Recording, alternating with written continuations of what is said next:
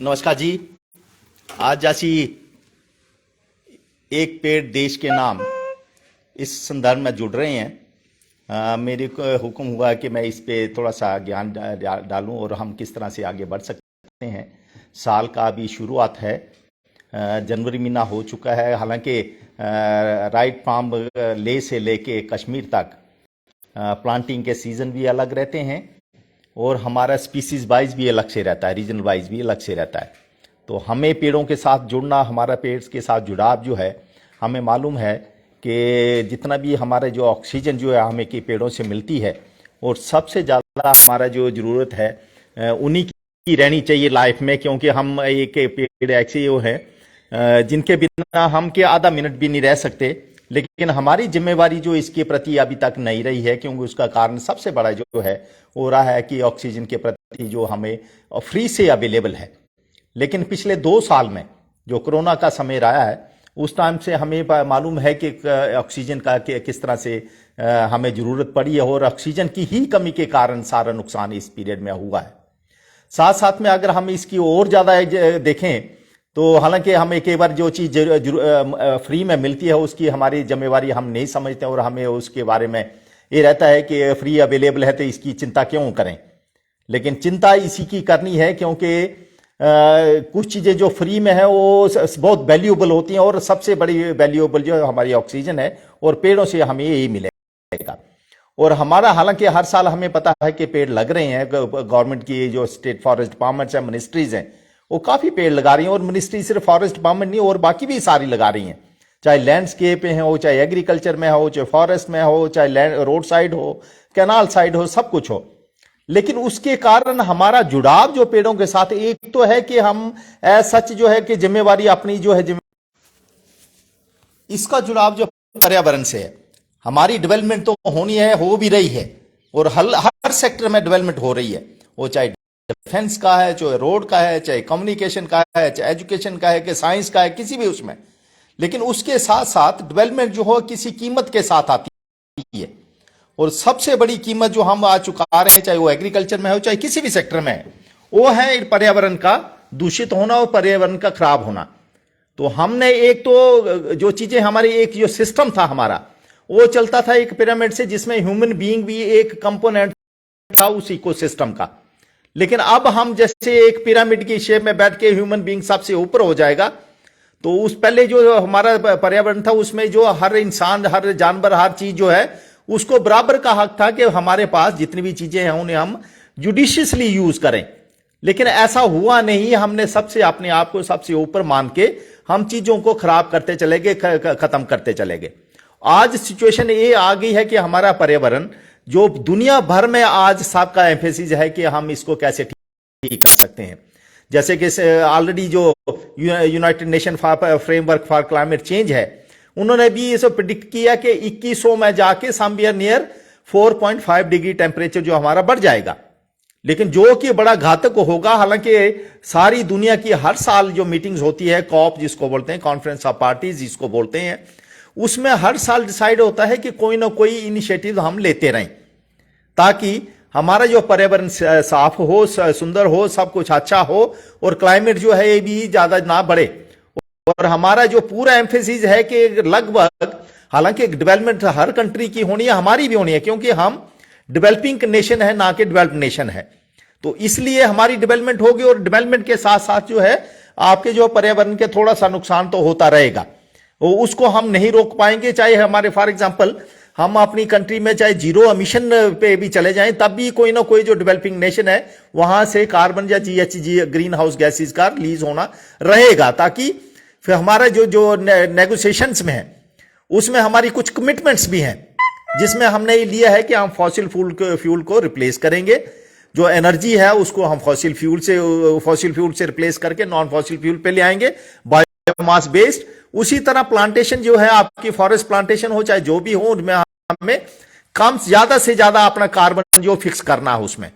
तो ये हमारी नेशनल कमिटेड जो कमिटमेंट्स हैं, उसमें एक तो कमिटमेंट ये थी कि 175 गीगावाट हम इलेक्ट्रिसिटी जो है नॉन फोसिल फ्यूल से उससे जनरेट करेंगे, वो चाहे सोलर हो, चाहे विंड हो, चाहे बायोमास हो, के किस तरह के सोर्सेज हो सकते हैं, ताकि हम पेट्रोल डीजल इस तरह के कोल वगैरह का इस्तेमाल जो उसको कम करें और जीएचजी और कार्बन डाइऑक्साइड जो हम जमीन से निकाल के उसको रिलीज कर रहे हैं उसका कम हो। हालांकि हमें मालूम है कि कार्बन बेसिकली इस इकोसिस्टम में ही है, फर्क सिर्फ इतना ही है कि जो डोरमेंट स्टेज पे थी उसको हमने एक्टिव स्टेज में हवा में उसको छोड़ दिया। उसके कारण क्या है कि हमारा लेवल बढ़ गया। इंस्पायर ये भी जानते हुए कि हमारा एज सच जो है हालांकि जो लेवल उसका रहेगा 0.0282 इतना ही परसेंट है, लेकिन ऑक्सीजन हमारा जो है 16-17% से जितना भी है। लेकिन हमारी चिंता उस कार्बन के लिए है, क्योंकि ये जो कार्बन है एक लेयर इतना क्रिएट करता है जो ग्रीन हाउस गैस हम जिनको बोलते हैं, उसके कारण जो है हमारा टेम्परेचर बढ़ रहा है। तो हमारी जो कमिटमेंट जैसे मैंने पहले बताया आपको कि ये है कि अल्टीमेटली हम 1.5 से 2% 2 डिग्री सेंटीग्रेड तो ये अफोर्ड कर सकते हैं कि इतना टेम्परेचर बढ़ सकता है थ्रू आवर डेवलपमेंट में। लेकिन हमें फिर भी बाकी जो जितने भी ये एफर्ट्स हैं वो लेने हैं ताकि हमारा टेम्परेचर ऐसा चीज़ कंटेन हो सके और वो ज़्यादा ना बढ़े। उसके लिए जो हमारी जिम्मेवारी रहेगी, हालांकि कई तरह की टेक्नोलॉजी अवेलेबल हैं। पहले 2-3 चीज़ें हमें समझने की जरूरत है कि पर्यावरण हमारा जैसे डेवलपमेंट के साथ खराब हो रहा था, उसमें है एक तो है जीएचजी हम कम से कम रिलीज करें।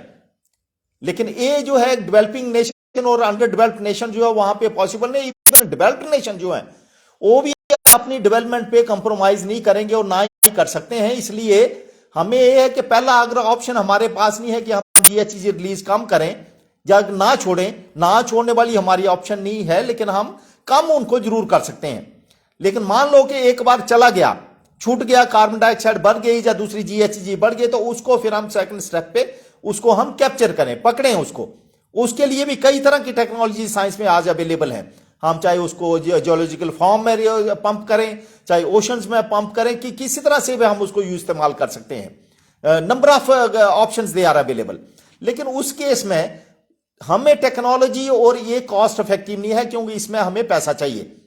लेकिन दूसरी तरफ हम कई बार इस तरह भी करते हैं कि ऐसा चीज हम जो जितनी भी नेगोशिएशंस होती हैं उसमें हमारा ये रहता है कि एज सच जो है डेवलप्ड नेशन जो पहले डेवलप हो चुके हैं उन्होंने ही इस पर्यावरण को खराब किया है, तो इसको ठीक करने की भी जिम्मेवारी उनकी रहनी चाहिए और उनकी सबसे ज्यादा उन्हीं की है।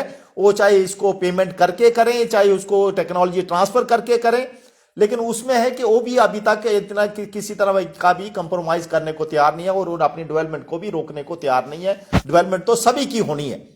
उसके कारण जो है हमारा जो जितनी भी नेगोशिएशन है, जैसे मैंने पहले बोला कि हम 2 डिग्री जो सेंटीग्रेड जो टेम्परेचर है ये अफोर्ड कर सकते हैं कि ये बढ़ जाए। लेकिन तीसरी जो ऑप्शन हमारे पास, ये पहली चीज है कि अगर हम जीएचजी को रोक ना सकें, दूसरी अगर हम कैप्चर ना कर सकते, तीसरी है हमारी एडेप्टेशन। और सबसे महत्वपूर्ण और सबसे इंपॉर्टेंट है कि हम जो जीएचजी को उसके जो है अडेप्ट करें उसके हिसाब से। जैसे हमें मालूम है कि किसी भी जगह पे सर्दियों में पूरे हर महीने का टेम्परेचर जो अलग रहता है, एवरेज जो है राइट नाउ, अगर हम इस नॉर्थ इंडिया की बात करें, जैसे फॉर एग्जांपल मैं आज पंजाब से बोल रहा हूं या हिमाचल में रहता हूं, तो उसमें हमारा टेम्परेचर जनवरी महीने में 0 से लेके गर्मियों में 45, 46, 7 तक रहता है। तो हमारी ऐसा चीजों स्टेबलाइज करने की और इसको फेस करने की इतनी क्षमता है कि हम इसको स्टेबलाइज कर सकते हैं। लेकिन उसके लिए हमें अडेप्ट करना पड़ेगा और हम अडेप्ट करते हैं। तो अल्टीमेटली अडेप्टेशन ही मेजर है और प्लांटेशन जो है ये सबसे आसान और सस्ता मेजर है, जिसमें कि हम आसमान में जो भी हमारी एटमॉस्फेयर में हम कार्बन डाइऑक्साइड या जीएचजी को छोड़ते हैं उसको एक कैप्चर करते हैं। क्योंकि नेचुरल प्रोसेस में जब प्लांट की ग्रोथ होनी है तो उसको क्या चाहिए, उसमें कार्बन डाइऑक्साइड चाहिए और पानी चाहिए और सूरज की रोशनी चाहिए। तो कार्बन डाइऑक्साइड के बार हम कार्बन डाइऑक्साइड फर्टिलाइजेशन भी बोलते हैं कि मान लो कि अगर कार्बन डाइऑक्साइड हवा में बढ़ रहा है तो इसका तो उल्टा फायदा भी हो सकता है। लेकिन फायदा हमें इसलिए नहीं हो पाता क्योंकि इससे जुड़े हुए 2-3 और चीजें हैं कि हमें न्यूट्रिशन भी चाहिए उतना पानी भी चाहिए, ताकि पौधे में अगर कार्बन फर्टिलाइजेशन होती है तो ऐसा हमें न्यूट्रिशन और अगर पानी का इंतजाम अगर हम कर लेते हैं तो हमारी प्रोडक्टिविटी बढ़ सकती है। लेकिन इसी तरह से अलग अलग इश्यूज हैं, जैसे फॉर एग्जांपल एग्रीकल्चर है। आज एग्रीकल्चर भी 27% जो है कार्बन डाइऑक्साइड को जो जीएचजी को रिलीज करता है, उसकी कंट्रीब्यूशन उतनी रहती है। तो हम ये ना सोचें कि जब हमने क्रॉप लगा दी जो कार्बन डाइऑक्साइड सोखती है तो जीएचजी रिलीज नहीं करती, वो भी करती हैं। इसी तरह हम फॉरेस्ट को लेके चलते हैं, तो फॉरेस्ट में जो सोर्सेज है हमारे, जितने भी पेड़ होंगे हमारे वो कार्बन डाइऑक्साइड सोखेंगे, उसमें उतनी कैपेसिटी रहेगी कि वो कार्बन डाइऑक्साइड उतनी फिक्स कर सकते हैं। और जितने लंबे समय के लिए रहेंगे, फॉर एग्जांपल जैसे हम इसको कंपेयर करते हैं एग्रीकल्चर क्रॉप से, एग्रीकल्चर क्रॉप तो 6 महीने के बाद हार्वेस्ट हो जाएगी, तो उसका जितना भी रेजिड्यू है या तो हम बर्न करते हैं या फिर हम उसको डिस्पोज करते हैं या फिर उसको सॉइल में मिक्स करते हैं, तो उस कार्बन को हम इस्तेमाल कर सकते हैं। लेकिन अगर इसी तरह से हम फॉरेस्ट को बोलते हैं कि ये फॉरेस्ट जो है हमारे सोर्स भी है और सिंक भी है कार्बन के, तो सोर्स तब होता है जब हम फॉर एग्जांपल एक पेड़ लगाते हैं, उसका पेड़ जब मैच्योर हो जाता है उसको तो किसी ना किसी स्टेज पे उसको, जैसे लिविंग बीइंग है तो उसकी डेथ भी होनी है, तो जब हम हार्वेस्ट करते हैं, तो जब हम हार्वेस्ट करेंगे और उसको एज फ्यूल यूज करेंगे तो वो एक तरह का सोर्स बन जाएगा कार्बन का। लेकिन उसी लकड़ी को, उसी पेड़ की जो है उसको हम अगर यूटिलाइज कर लें, उसको जैसे हम उसको अलग अलग शेप में जैसे फर्नीचर में यूज करते हैं, हाउस कंस्ट्रक्शन में यूज करते हैं, जितनी देर तक वो एज सच फिक्स रहेगा उतनी क्वांटिटी हम कार्बन डाइऑक्साइड की जो उस पेड़ में, उस लकड़ी में हम उसको फिक्स करते हैं। नहीं तो क्या होगा, वही जो कार्बन डाइऑक्साइड जो हमने एटमॉस्फेयर से ली थी वो दोबारा एटमॉस्फेयर में रिलीज हो जाएगी। हालांकि आजकल एनर्जी की कई बार जब हम बात करते हैं, जैसे मैं आपको बोला कि रिन्यूएबल एनर्जी की, तो बायोमास को आज हम फ्यूल भी यूज करते हैं। फॉर एग्जांपल जैसे पंजाब और हरियाणा जो वाले जोन है, इसमें हमें कई तरह के इश्यूज रहते हैं कि ऐसा चीज पराली जब हम जलाते हैं तो कार्बन डाइऑक्साइड हम हवा में रिलीज करते हैं। तो इसी को इस्तेमाल करने के लिए एक एग्जाम्पल है कि इसको अगर हम एनर्जी या बिजली तैयार करने के लिए इस्तेमाल करें तो क्या होगा कि एक तो एनर्जी जो हमने, बिजली जो अल्टीमेटली हमने कोयले से बनानी थी उसको हमने बायोमास से बना लिया, तो उसमें है जितनी कार्बन डाइऑक्साइड हमने ली थी उतनी ही रिलीज की, तो नेट जो आपका 0 ही रहेगा। लेकिन अगर हम कोल को इस्तेमाल करते हैं तो हमारा डॉर्मेंट स्टेज से हम उसको एक्टिवेट कर रहे हैं, तो उतनी कार्बन डाइऑक्साइड जो हवा में एडिशनल यूज होगी। तो इस तरह से हमारी जो बेसिकली आज जो एक पेड़ देश के नाम का जो हमारा जो पर्यावरण का जो काम चल रहा है, हमारी जो जिम्मेवारी हमारी लगी हुई है, तो उसमें है कि अल्टीमेटली हमारा कंसर्न पेड़ों के प्रति रहना चाहिए, हमारी जिम्मेवारी रहनी चाहिए और जागरूकता आनी चाहिए। तो इसी के लिए है कि हर साल हमें पेड़ लगाएं भी और पेड़ों को बचाएं भी। लेकिन अब सवाल आता है कि पेड़ों को लगाएं कैसे और कब लगाएं और कहां लगाएं। जहां तक लगाने की बात है तो आज लैंडस्केप टोटल अवेलेबल है और हर आदमी का कंसर्न है। अगर हम किसी के घर में भी जाते हैं तो अगर प्लांट उसने अगर गमले में लगाए या अपने लॉन में लगाए हैं तो दैट मीन उसके एक चीज रिफ्लेक्ट होती है कि उनका इंटरेस्ट पेड़ों के प्रति बहुत ज्यादा है, जागरूक है, सब कुछ है। लेकिन सिर्फ इतना है कि उनकी भागीदारी जो है पब्लिक में और पब्लिक में इन्वॉल्वमेंट जो है वहां पे रहनी चाहिए। तो वो जो है उसके लिए हमारी जिम्मेवारी है कि हम इस पे जागरूक रहें।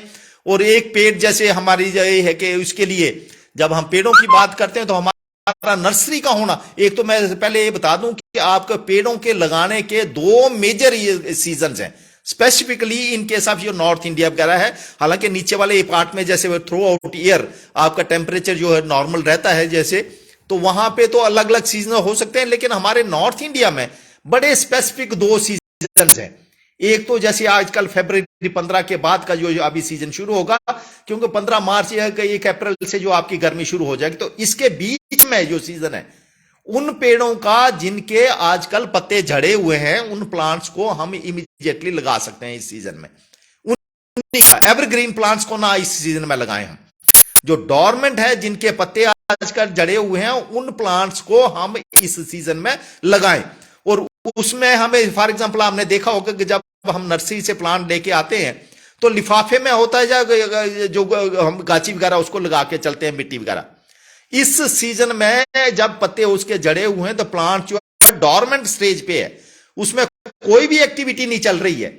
तो इसलिए हम उसको नेक रूट भी ले सकते हैं कि बिना जड़ों के, बिना मिट्टी लगाए हुए, जब बिना लिफाफे के भी प्लांट्स को हम ट्रांसपोर्ट कर सकते हैं विद मिनिमम टाइम, उसको हम प्लांटेशन भी कर सकते हैं उसकी। और डॉर्मेंट जो प्लांट्स है इस सीजन में उसका ध्यान रखना है कि जब तक हमारे पत्ते ना निकलें, जब आपके जो लीफ बड्स होते हैं जब बड वो खुलना शुरू हो जाएं, तो उसके बाद उसकी सर्वाइवल के चांसेस कम हो जाते हैं। बड खुलने से पहले पहले हम प्लांट्स को लगा देते हैं तो उसके सर्वाइवल के चांसेस मैक्सिमम है, और इसमें हम लगा सकते हैं उनको। और इसका ध्यान यही रखना है कि हम बड खुलने से पहले पहले प्लांट्स को लगाएं। अब यह है कि प्लांट्स अवेलेबल कहां से होंगे और इस सीजन में कौन कौन से प्लांट्स होंगे।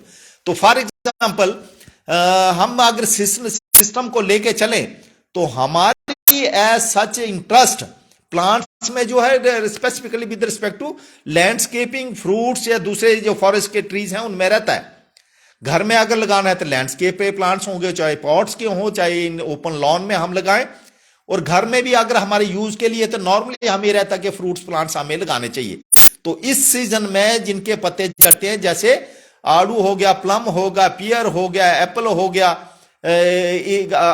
जो आपके ग्रेप्स हो गए, ये सारे प्लांट्स इनके आजकल पत्ते झड़े हुए हैं और इनको प्लांट्स को हम नेक्ड रूट लेके जाके लगा सकते हैं। उसी तरह जो पेड़ों का जो दूसरे जो प्लांट्स हैं, चाहे वो डॉर्मेंट हो तो चाहे आपके एवरग्रीन हो, उनको हम मॉनसून सीजन की पहली बारिश को होने देना है, उसमें हमने नहीं लगाना है प्लांट्स। जो प्री मॉनसून भी हम कई बार बोलते हैं, जो नॉर्मल एक्टिव जो आपका मॉनसून सीजन शुरू होता है पहली बारिश होने के बाद हम जो प्लांटेशन लगाना शुरू करें उस सीजन में। हालांकि एक चीज ध्यान में रखने की बहुत जरूरी है कि उस सीजन में नेक्ड रूट प्लांट ना लगाएं। उस टाइम पे हमें वो प्लांट के साथ गाची और वो जो पॉली बैग्स हैं या जो भी आप बैग जिस भी कंटेनर में आप उसको ग्रो कर रहे हैं उसको साथ में ले जाना जरूरी है, क्योंकि उस सीजन में प्लांट में पत्ते रहते हैं। जब पत्ते हैं तो ट्रांसपायर करेंगे, पानी को छोड़ेंगे वो, तो पानी जब उसको नीचे से नहीं मिलेगा, न्यूट्रिशन उसको नहीं मिलेगी और ट्रांसपिरेशन चलता रहेगा तो उसमें क्या होगा, एक गैप क्रिएट होगा, उसके कारण जो प्लांट्स जो मरेगा। इसलिए हमने ध्यान रखना है कि उस सीजन में हमने जो है गाची और मिट्टी जो पानी देके जो उस प्लांट्स को रखना है, नंगे रूट के प्लांट्स हमने नहीं लेने हैं। उसके साथ ये है कि मान लो कि आपको लगता है कि प्लांट तो बहुत बड़ा है, तो हम क्या करते हैं कि ऊपर वाला पार्ट जो है उसको कई बार काट देते हैं ताकि हमारा ट्रांसपिरेशन रेट कम हो जाए। ताकि कई बार ये होता है कि नर्सरी से ले आने और प्लांटेशन करने के बीच में कुछ समय लगता है, तो उस समय के दौरान आपका ट्रांसपिरेशन के लॉसेस कम हो, उसके लिए या तो हम उसका स्टंप बना देते हैं, ऊपर वाला पार्ट काट देते हैं, या फिर हम उसके लीव्स जो है उनको काट देते हैं, आधे आधे कर देते हैं, छोटे कर देते हैं, कुछ लीव्स को रिड्यूस कर देते हैं ताकि आपके ट्रांसपिरेशन लॉसेस जो है कम हो और मोर्टेलिटी उसकी कम हो। तो उसके लिए हम जो प्लांट्स को लगाते हैं। यहां तक प्लांट्स लगाने से पहले जो की स्टेज है आपकी नर्सरी की, तो नर्सरी में आपको अलग अलग तरह के हम प्लांट्स लगाते हैं और नर्सरी रेज करने का सबसे अच्छा टाइम यही है। आजकल जो फरवरी 15 के बीच में जो आपका टाइम है, जनवरी में सर्दी रहती है तो उस टाइम प्लांट की सर्वाइवल वगैरह कम रहती है, तो सर्दियों में प्लांट नहीं लगाना चाहिए। जैसे ही आपका टेम्परेचर थोड़ा सा माइल्ड हुआ तो इस टाइम पे हम सारी तरह की नर्सरीज को लगा सकते हैं। इवन डॉर्मेंट प्लांट जिनमें पत्ते नहीं थे, वो अगर कलमों से अगर उनको चलाना है तो कलमे भी इसी सीजन में लगेंगी जो डॉर्मेंट सीजन की है। तो हमें इमीडिएटली उसके प्लांट्स वगैरह जो इमीडिएटली लगाने चाहिए। जहां तक सीड का सोर्स है, कई बार हमें तो ये लगता है कि सीड कहां से लिया जाए, तो मेरी रिक्वेस्ट तो आपसे सबसे रहेगी कि हमारे घर में कोई भी चीज अगर कोई आती है, फ्रूट आता है, किस तरह का आता है, जहां हमें लगता है कि किसी पेड़ में फलियां लगी हैं, फ्रूट लगा है जो, तो उसमें से हम सीड को इकट्ठा हम कर सकते हैं। अगर नहीं भी अगर हम इकट्ठा कर सकते हैं उसमें, तो उसके बाद हम इसको मार्केट से भी खरीदा जा सकता है। हालांकि मैं इस एड्रेस को मैं शेयर कर सकता हूं। नंबर ऑफ जो सप्लायर्स आपके अवेलेबल है, कुछ तो गवर्नमेंट एजेंसी से आप ले सकते हैं, जैसे फॉर एग्जाम्पल FRI देहरादून है या एग्रीकल्चर यूनिवर्सिटीज है, या फिर प्राइवेट सप्लायर्स अवेलेबल है। जैसे मैं कल बात कर रहा था, तो पंजाब की सिचुएशन में हमने तो डिस्ट्रिक्ट वाइज प्लांट्स की लिस्ट डेवलप की हुई है कि किस किस डिस्ट्रिक्ट्स में कौन कौन सा प्लांट लगना है। और हमारा जो मेन कंसर्न है वो है इंडिजिनस प्लांट्स, जो रवायती प्लांट्स हैं हमारे, उन पे हमारा एम्फेसिस रहे instead of your exotic plants हैं। हालांकि प्लांट्स के बारे में कई तरह की भ्रांतियां रहती हैं कि जो एक्सोटिक्स हैं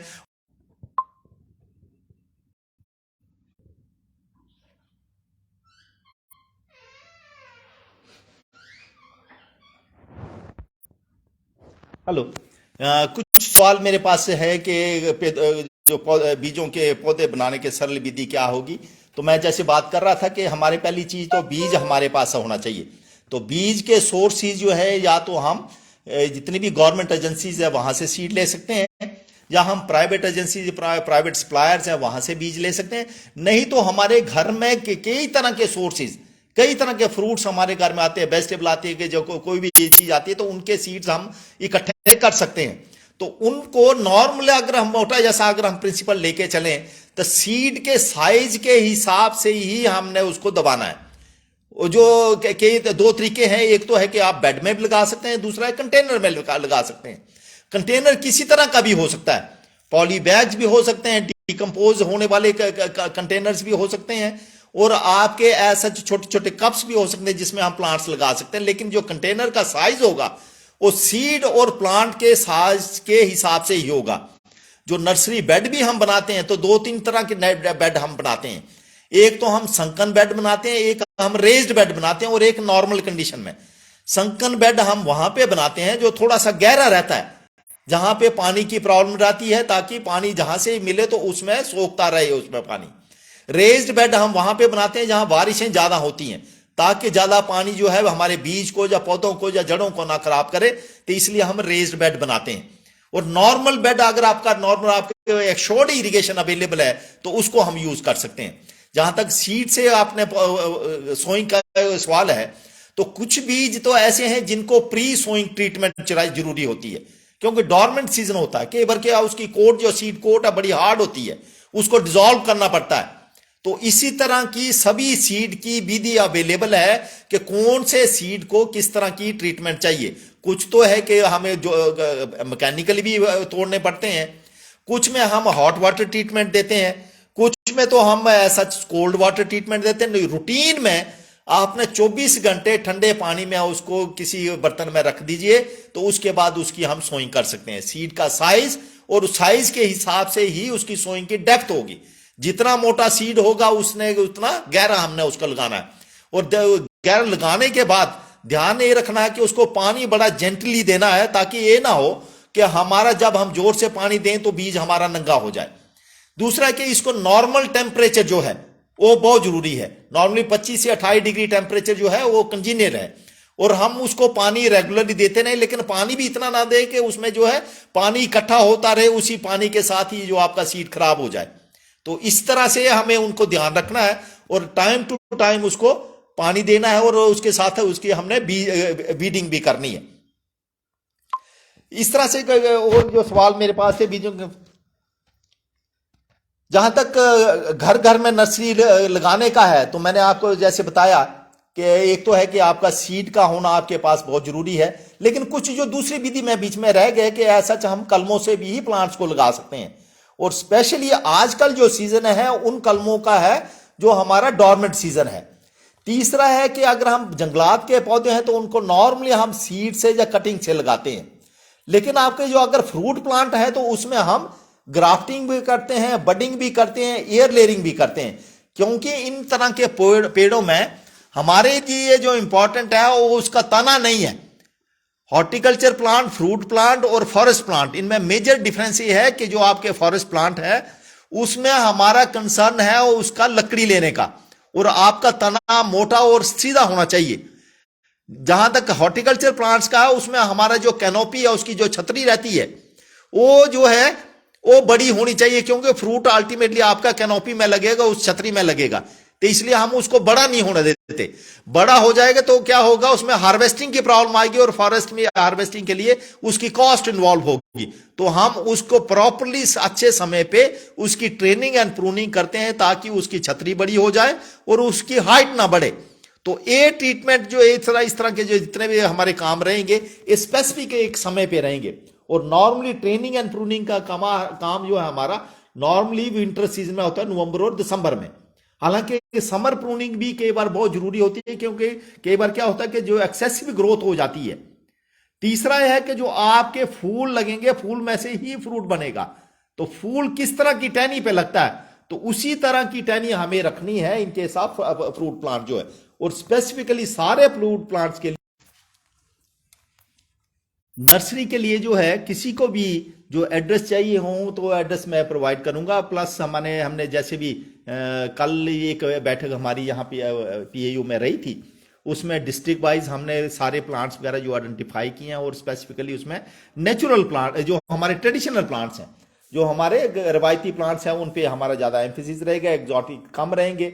और आजकल जो नर्सरी का सीजन है बहुत अच्छा सीजन है, ताकि आज की लगाई हुई नर्सरी हम बरसात तक उसमें तैयार कर लें, उसकी देखभाल अच्छी होगी तो बरसात तक पौधे जो तैयार हो जाएंगे। लेकिन कुछ जो स्लो ग्रोइंग प्लांट्स हैं तो अल्टीमेटली हमारा एक साल का जो टाइम हम नर्सरी में उसको नॉर्मली लेते हैं, या तो फिर आजकल की सोइंग की हुई जो अगले विंटर तक हमारे डोरमेंट प्लांट्स हैं उनकी जो प्लांटिंग का सीजन रहेगा और उनको हम लगा सकते हैं और एक साल के लिए नर्सरी में हम उनको रख सकते हैं। उस नर्सरी में रेगुलर हमारा इरिगेशन और वीडिंग का काम रहना चाहिए, और किसी तरह की इंसेक्ट पेस्ट डिजीज का कोई भी इशू हो तो टाइम टू टाइम हमें उसको देखते रहना है, और इस तरह से हम उसकी नर्सरी जो है लगा सकते हैं। जहां तक जब हमने प्लांटिंग करनी है, वो तो चाहे आपका डोरमेंट सीजन जैसे आज वाला सीजन है चाहे बरसात वाला है, तो हमें ध्यान रखना है कि हम टाइमली अपने गड्ढे वगैरह उनको कर लें, क्योंकि ये ना हो कि हमने नर्सरी तो हमारी आ गई और हमारे गड्ढे तैयार नहीं है।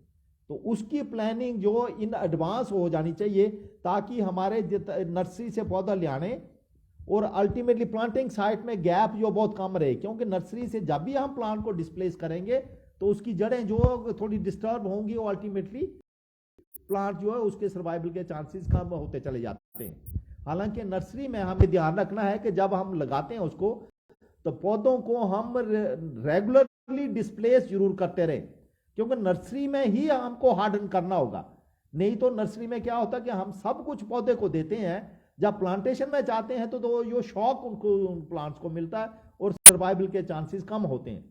इसलिए नर्सरी जब भी आपने लगानी है तो उनको डिस्प्लेस करते रहना है। अगर आप कंटेनर में लगा रहे हैं या बेड में लगा रहे हैं तब भी हमें उसकी जड़ों को कंडीशन करते रहना। कई बार ये होता है कि हमारी एक कहावत है कि जड़ों को ना काटें, जड़ों को काटे दैट मीन हम पौधे को जो ऊपर वाला पार्ट है उसको अलग कर रहे हैं उससे, और उसको मारने की कोशिश कर रहे हैं। लेकिन in case of forestry plant अगर हम रूट्स को कंडीशन करते हैं तो हम पौधे को नर्सरी में अच्छी तरह से तैयार कर रहे हैं उसको, ताकि जब वो प्लांटेशन में जाए तो उसको शॉक कम लगे। दूसरा है कि हमारी पूरी कोशिश रहनी चाहिए कि नर्सरी और प्लांटिंग साइट का डिस्टेंस ज्यादा नहीं होना चाहिए। नहीं तो क्या होता है कि लगाने और लगाने के बीच में समय ज़्यादा लगता है, और इससे जो नॉर्मली हमारा जो टाइम और उस टाइम की बर्बादी होती है, और जो मोर्टेलिटी के रेट काफ़ी रहते हैं, पौधे जो मरते भी हैं। तो इस तरह से कुछ ये गतिविधि है जो कि हमारे लिए बहुत इंपॉर्टेंट है, जो राइट फ्रॉम उसके बाद हमने पौधा लगाने के बाद एक चीज़ बहुत ज़रूरी है जो चीज़ ध्यान में रखनी है हमें, कि लगाने के बाद जो पहला पानी हम पौधे को देते हैं वो पौधे की रिक्वायरमेंट नहीं है। हमें ये ध्यान रखना है, क्योंकि सच जो है जब हम पौधा लगाते हैं तो नीचे हवा रहती है, जड़ें जो है अच्छी तरह से पकड़ नहीं कर पाती। तो जो पहला पानी हम देते हैं वो सिर्फ जड़ों को जमीन के साथ पकड़ बनाने के लिए है। बीच में जो हवा उसके रह जाती है, जो आपका गड्ढा आपने किया है, जो भी होल आपने किया है, तो उसके जो पोर्स है उनको बढ़ने के लिए, बंद करने के लिए हम पहला इरिगेशन का पानी देते हैं। इसलिए हम ये करते हैं कि जब भी आपने पानी देना तो आपका गड्ढा जो बैठ जाएगा तो उसमें जो बहुत जितना की जोर से हम हो सकता है उतने जोर से हमें उसको दबाना है। दूसरा, लगाते टाइम जड़ों को हमने सीधा रखना है, गुच्छा नहीं बनाना है। इस तरह हम कई बार देखते हैं कि जब हम कंटेनर में किसी भी कंटेनर में नर्सरी लगाते हैं तो हमारा ये रहता है कि वो जो जड़ें हैं उसके बीच में कॉइल करती रहती है, घूमती रहती हैं, तो उसके कारण जो भी हमारी ग्रोथ जो है वो अफेक्ट करती है। तो इस तरह हालांकि आजकल नई कई तरह की विधि आपके पास अवेलेबल हैं, आजकल आई है, किसी समय पे अगर टाइम लगेगा तो हम प्रैक्टिकली भी उनको दिखा सकते हैं कि आजकल नर्सरी को हम कैसे लगाते हैं। जैसे आपके हिकू ट्रेज है या रूट ट्रेनर्स हैं, तो रूट ट्रेनर जो है उसमें, क्योंकि हमें ज्ञात होना चाहिए कि जो जड़ है, जड़ का जो टिप होती है वही जो आपका एब्जॉर्प्शन पॉइंट्स हैं, चाहे वो न्यूट्रिशन हो तो चाहे पानी के हों। तो जड़ों के टिप्स जितने ज्यादा होंगे, जितनी फाइब्रस रूट्स होंगी, तो उतनी ज्यादा उसकी ग्रोथ होगी, उतनी ज्यादा उसके एस्टेब्लिशमेंट के चांसेस रहेंगे। क्योंकि नॉर्मली क्या होता है कि सीड से जब हम पौधा लगाते हैं तो उसकी एक टैप रूट सिस्टम बनता है, तो दैट मीन उसमें उतने नंबर ऑफ फीडिंग जो टिप्स होंगी बहुत कम होंगी। तो हमें उसने ध्यान रखना है। हालांकि दो तरह की चीजें जो बड़ी इंपॉर्टेंट है, एक तो हम जब कलमों से पौधा बनाते हैं और एक हम जब बीज से बनाते हैं। तो कलमों से जब हम बनाते हैं तो उसमें कई तरह की जड़ें आती हैं जो एडवेंटिस रूट जिनको हम बोलते हैं। सीड से जब हम बनते हैं तो उसमें एक जो है मेन रूट रहती है, टैप रूट जो है, उसमें नंबर ऑफ जो फीडिंग रूट्स है वो बहुत कम रहती हैं, फाइब्रस रूट्स बहुत कम रहती हैं। इसलिए हमें उन सब का ध्यान रखते हुए जितनी फाइब्रस रूट ज्यादा होगी उतनी एस्टेब्लिशमेंट के चांसेस ज्यादा होंगे, उतनी हमारी ग्रोथ भी ज्यादा होगी। तो इन सब के साथ अब आपके जो सवाल बीच में रहेंगे तो उनको मैं ले लेता हूं। बीच में कुछ जो है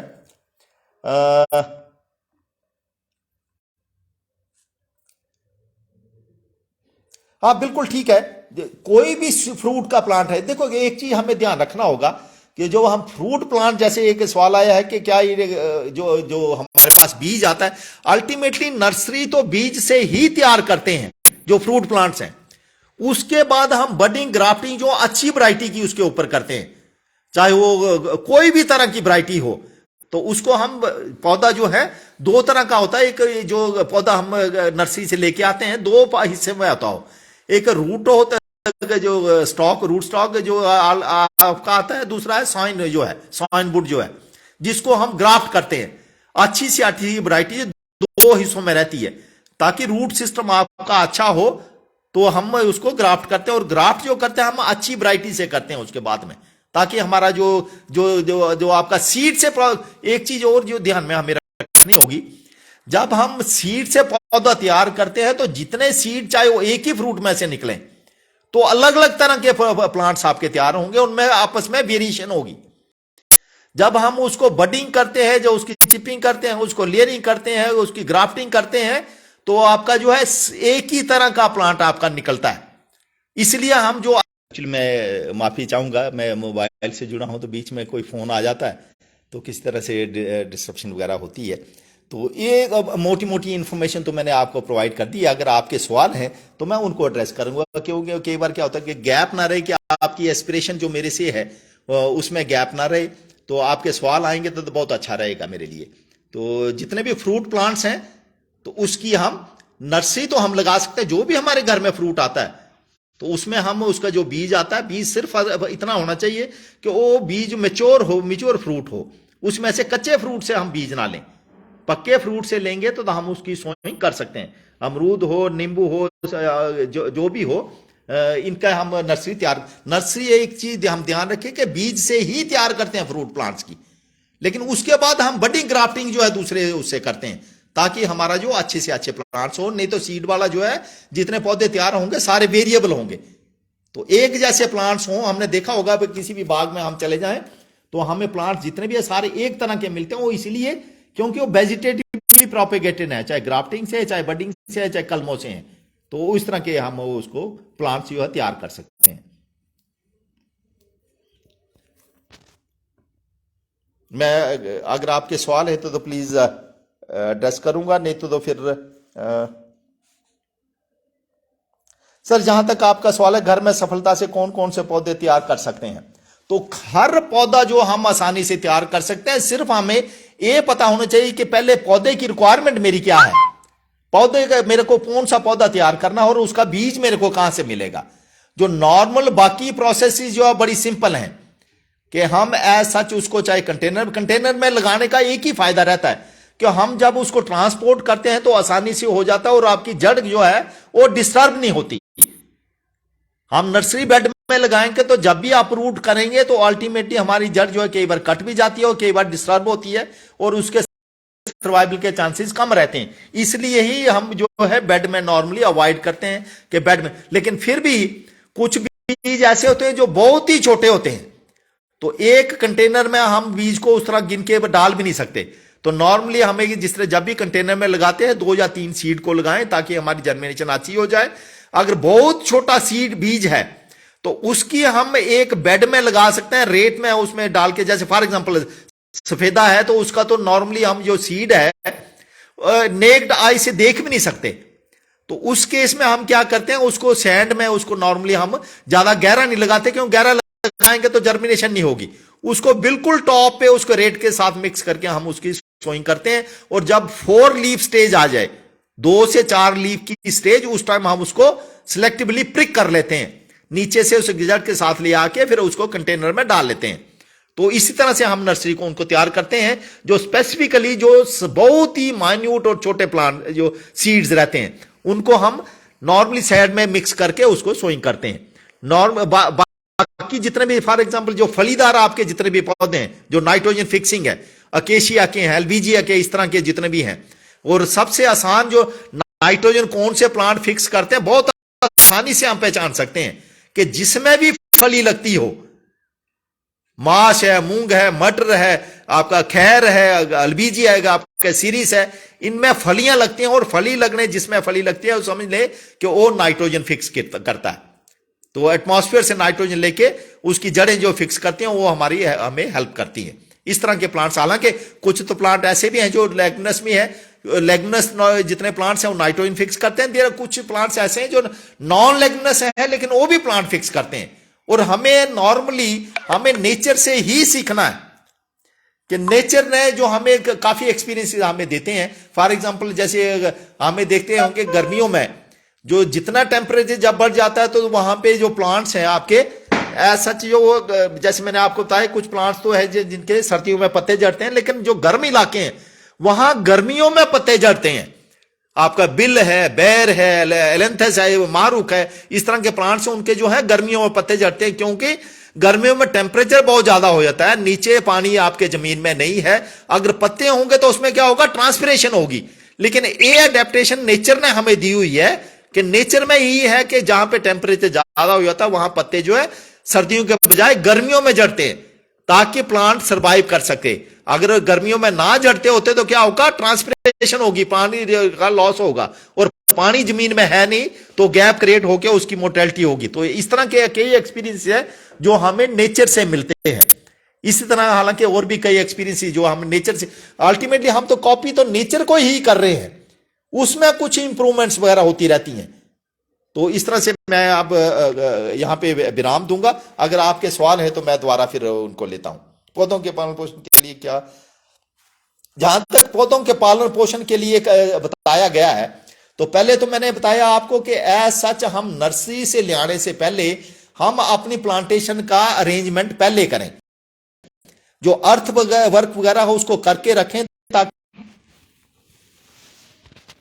जैसे मैं बात कर रहा था कि बीच में फिर दोबारा फोन आ गया था। एनीवे, जैसे मैं बात कर रहा था कि प्लांटेशन की बात, जो पहला पानी है वो पौधे के एस्टेब्लिशमेंट के लिए, और वो सच जो गैप्स वगैरह उसमें जो पोर्स वगैरह रहते हैं सॉइल में उनको प्लग करने के लिए। उसके बाद हमें ध्यान जो रखना है कि तो हम उसको पौधे को पूरी शेप वगैरह दे के रखें। ये ना हो कि अगर हम वो फ्रूट प्लांट है तो उसको हम कैनोपी छोटी रखेंगे, उसकी टर्मिनल शूट जो है, ऊपर वाली शूट है, उसको काट देते हैं शुरू में, ताकि उसकी ग्रोथ ऊपर को ना बढ़े, रादर कैनोपी अच्छी बने उसकी। जहां तक फॉरेस्ट प्लांट्स का है तो उसमें हम लेटरल्स को काटे हैं, टॉप को नहीं काटते हम, ताकि वो पेड़ जो है सीधा चले। उसके साथ साथ जो उसके बाद के ध्यान रखने की बात है, एक रेगुलर इंटरवल पे हम फिक्स कर लेंगे हमें पानी देना है। ओनली डॉर्मेंट सीजन में पानी की जरूरत नहीं पड़ेगी, गर्मियों में आपको फ्रीक्वेंसी बढ़ानी पड़ेगी, अदरवाइज तो 10-15 दिन के बाद हमें उसको पानी का ध्यान रखें।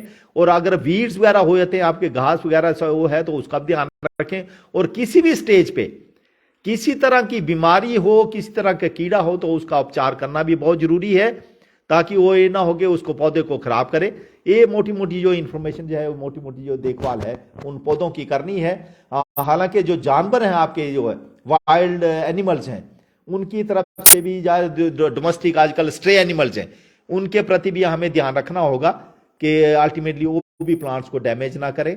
इन चीजों को ध्यान रखते हुए हमें ट्री गार्ड्स की जरूरत पड़ती है या नहीं। तो हालांकि ट्री गार्ड्स जब हम लगाते हैं तो थोड़ी सी कॉस्ट इंक्रीज होती है।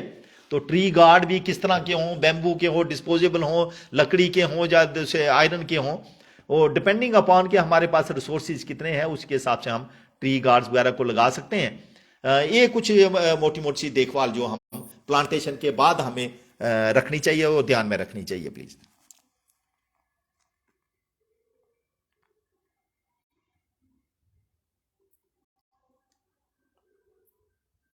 अगर और सवाल नहीं होंगे तो मेरा आप फ़ोन नंबर नोट कर लीजिए। तो किसी तरह भी किसी भी टाइम भी किसी तरह कोई सवाल हो तो आप यू आर आप वेलकम, जब मर्जी आप पूछ सकते हैं। मेरा फ़ोन नंबर है 98 729 70 335। इवन ईमेल लिखना हो तो ईमेल भी लिख सकते हैं। किसी भी टाइम आप चाहे ईमेल से आप कोई भी सवाल हो, फॉर एग्जांपल जैसे आपको कुछ एड्रेसेस वगैरह सीट वगैरह के प्रोक्योरमेंट के लिए चाहिए तो वो भी प्रोवाइड किए जा सकते हैं। हालांकि हमें यही ध्यान रखना होगा कि जो चीज़ वो हिमाचल में नहीं चली, जो हिमाचल की है तो दूसरी केरला में नहीं चलेगी। हमें रीजनल स्केल पे हमें प्लांट्स को देखना पड़ेगा कि कौन कौन सा प्लांट